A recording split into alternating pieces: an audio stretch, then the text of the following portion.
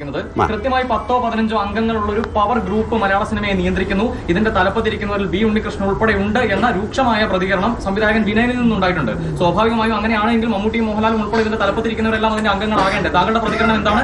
ഈ 15-10 അംഗങ്ങളുള്ള പവർ ഗ്രൂപ്പിനെ പറ്റി താങ്കൾക്ക് അറിയില്ല എന്നാണ് ഇപ്പോഴും പറയുന്നത്. അല്ല, അങ്ങനെ ഒരു ഗ്രൂപ്പ് ഇല്ല എന്നാണ് പറഞ്ഞത്. എനിക്ക് അറിയില്ല എന്നല്ല.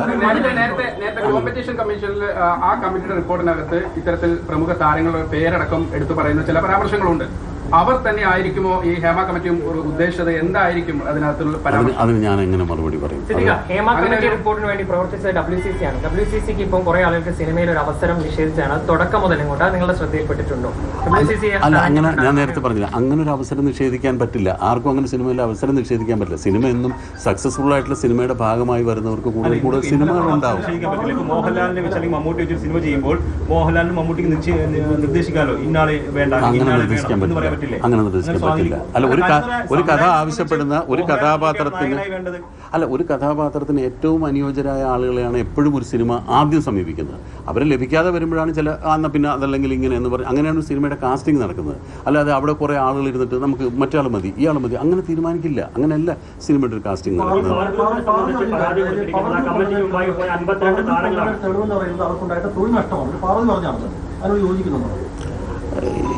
അതിനോട് യോജിക്കാൻ സാധിക്കില്ല. അങ്ങനെ ഒരു പവർ ഗ്രൂപ്പ് ഒരിക്കലും ഒരാളുടെ തൊഴിൽ നഷ്ടപ്പെടുത്തുമെന്ന് ഞാൻ വിശ്വസിക്കുന്നില്ല. ഇവിടെ കഴിവുള്ള കലാകാരന്മാർ, പാർവതി കഴിവുള്ള നടിയാണ്. അവർ എത്രയോ നല്ല നല്ല സിനിമകളിൽ അഭിനയിച്ചതാണ്.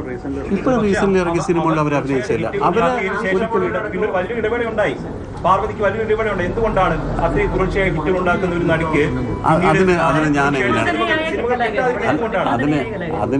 അതിന് ഞാൻ എങ്ങനെയാണ് ഒരു മറുപടി പറയാം? ഒരുപാട് കാര്യങ്ങൾ ഒത്തു വരുമ്പോഴാണ് ഒരു സിനിമ ഉണ്ടാവുക, ആ സിനിമ സംഭവിക്കുന്നത്, ആ സിനിമയുടെ ഭാഗമാകാൻ. ഞാനും അങ്ങനെ ഒരു സിനിമയിൽ അഭിനയിക്കുന്ന ആളാണ്. എന്നെയും കുറേ ആളുകൾ ഒഴിവാക്കി എന്ന് വേണമെങ്കിൽ എനിക്ക് പറയാം. എന്നെ അങ്ങനെ ആരും ഒഴിവാക്കിയിട്ടില്ല. സിനിമകൾ കഴിയുമ്പോൾ സിനിമകൾ ഞങ്ങൾ ഈ സിനിമയിൽ അഭിനയിക്കുന്ന അഭിനേതാക്കൾക്ക് സിനിമകൾ കിട്ടിയാലേ അഭിനയിക്കാൻ പറ്റുള്ളൂ. അത് ഞങ്ങൾ വിചാരിച്ചാൽ ഒഴിവാക്കാനോ ഞങ്ങൾ വിചാരിച്ചാൽ ഒഴിവാക്കാം, വേണമെങ്കിൽ അത് മാറി നിൽക്കാം. അല്ല, ഞങ്ങൾ വിചാരിച്ച സിനിമ ഉണ്ടാക്കാൻ പറ്റില്ല. ഞങ്ങൾക്ക് മറ്റ് സംവിധായകരും തിരക്കഥാകൃത്തുക്കളും നിർമ്മാതാക്കളും അവസരം തന്നെങ്കിലേ ഞങ്ങൾക്ക് അഭിനയിക്കാൻ സാധിക്കുള്ളൂ. അങ്ങനൊരു തെറ്റ് ചെയ്തിട്ടുണ്ട്. ഇപ്പോൾ ഈ സർക്കാർ പറഞ്ഞ ഒരു കോൺക്ലേവ് നടത്താൻ തീരുമാനിച്ചു. അതിനകത്ത് WCC പറഞ്ഞ പ്രധാനപ്പെട്ട പോയിട്ടുണ്ട്.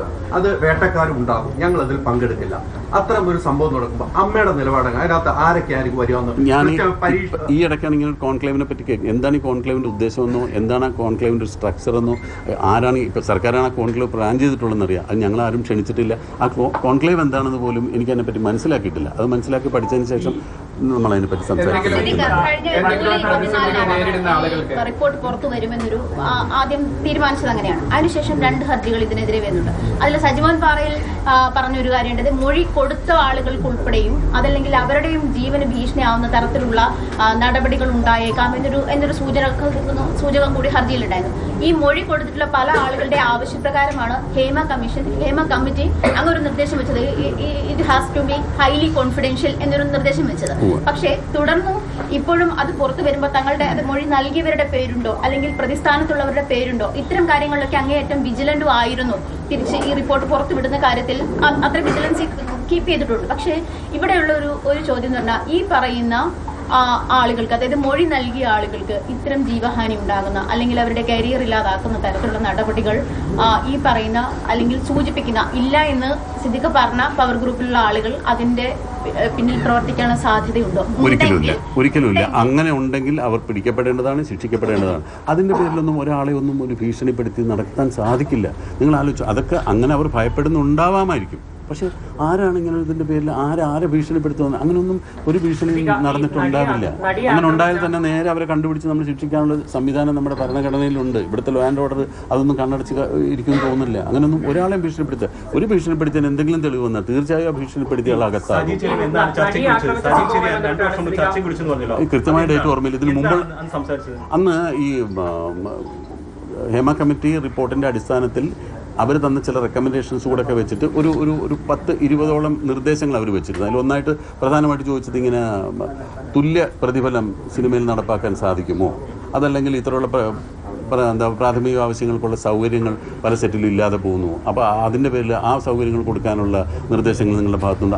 അതിനെക്കുറിച്ചൊക്കെ ഉള്ള എന്ത് നടപടികളാണ് സർക്കാർ സ്വീകരിക്കേണ്ടത് എന്നുള്ളതിനെ പറ്റിയുള്ള ഞങ്ങളുടെ നിർദ്ദേശങ്ങളാണ് ചോദിച്ചത്. അതിനകത്ത് സ്ത്രീകൾ നേരിട്ട അതിക്രമത്തെ കുറിച്ചുള്ള പരാമർശം ചർച്ച ഉണ്ടായിരുന്നു. കൃത്യമായിട്ട് ഓർമ്മയില്ല.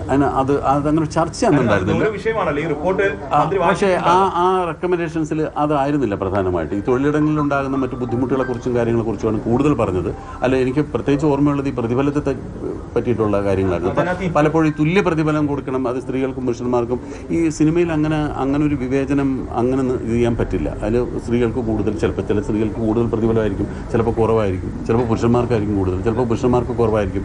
അപ്പോൾ അങ്ങനെയുള്ള കാര്യങ്ങളായിരുന്നു അന്ന് കൂടുതൽ. വിഷയമല്ല, പക്ഷേ സ്ത്രീകൾ പ്രധാനമായിട്ട് ഉന്നയിച്ചത് അവരുടെ പ്രാഥമിക ആവശ്യം നിർവഹിക്കാനുള്ള സൗകര്യം ചെയ്തു കൊടുക്കുന്നില്ല. നമുക്കറിയാം ഇപ്പോൾ പ്രധാനപ്പെട്ട നടിമാർക്ക് ക്യാരവാൻ കൊടുക്കുന്നുണ്ട് ലൊക്കേഷനിൽ.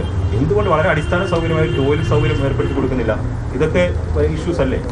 ഇതെല്ലാം ഇഷ്യൂസാണ്. ഇതിലൊക്കെ ഞങ്ങൾ സംഘടനകൾ ഇടപെടുന്നതെന്ന്, അഭിനയിക്കുന്നവരുടെ സംഘടനകൾ ഇടപെടുന്നതിന് പരിമിതികളുണ്ട്. നമുക്ക് ചെയ്യേണ്ടത്, നമ്മളിപ്പോൾ സർക്കാരിന് ഇത്തരം കാര്യങ്ങളിൽ നിന്ന് തീരുമാനിക്കാവുന്ന ഒരു കാര്യം എന്ന് പറയുന്നത് അല്ല. ഇപ്പം ഞങ്ങൾ ഈ ബേസിക് നീഡ് നമ്മളെ കൊണ്ടാവുന്ന രീതിയിൽ പറയുന്നുണ്ട്. ഇപ്പോൾ ഒരു നിർമ്മാതാവിന് എത്ര കാരവൻ പ്രൊവൈഡ് ചെയ്യാനുള്ള കപ്പാസിറ്റി ഉണ്ടാവും, അതനുസരിച്ച് അവർക്ക് ചെയ്യാൻ പറ്റുള്ളൂ. അപ്പം ഞങ്ങൾ ചെയ്യുന്നത് സാധാരണ ഒരു കാര്യം ചെയ്യും, നമ്മൾ ഇപ്പുറത്തോട്ട് മാറിക്കൊടുക്കാം, ഞങ്ങളൊരു 10 നടന്മാരുകൂടി ഒരു മുറിയിലിരിക്കാം, അല്ലെങ്കിൽ 5 പേര് ഒരു മുറിയിലിരിക്കാം, മറ്റത് ആ സ്ത്രീകൾക്ക് കൊടുക്കും എന്ന് പറഞ്ഞൊക്കെ ഉള്ള സൗകര്യങ്ങൾ നമ്മൾ ചെയ്തു കൊടുക്കാറുണ്ട്. അല്ലാതെ ഒരു നിർമ്മാതാവിനോട് ഉടനെ ചെന്നിട്ട് സംഘടനയുടെ ഭാരവാഹി എന്നുള്ളതിൽ നിങ്ങളൊരു 3 കാരവനും കൂടി ഏർപ്പെടുത്തും എന്ന് പറയാൻ പറ്റില്ല. ഞാനൊന്ന് പറഞ്ഞോട്ടെ. അപ്പോൾ ഇത്തരം സൗകര്യങ്ങൾ ചെയ്തു കൊടുക്കുന്നത് ഇതൊന്നും മുമ്പത്തെ പരിസ്ഥിതി അല്ല.